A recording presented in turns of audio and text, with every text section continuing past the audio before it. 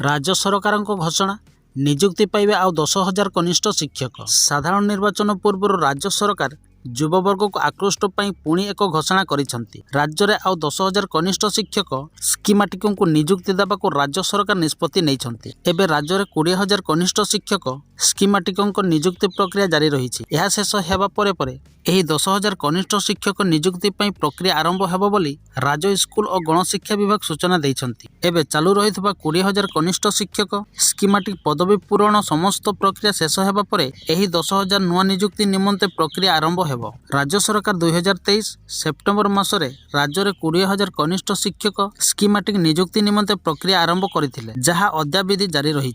सूचनायोग्य राज्य में बेकार समस्या को नहीं युववर्ग मध्य रही आक्रोश को दृष्टि रखी सरकार मात्र 6 मास व्यवधान रे प्राय 30,000 कनिष्ठ शिक्षक पदवी पूरण करने को निष्पत्ति नहीं। साधारण निर्वाचन पूर्व सरकार यही घोषणा युववर्ग को दृष्टिकरण निमंते उद्दिष्ट बोली चर्चा हेउछि।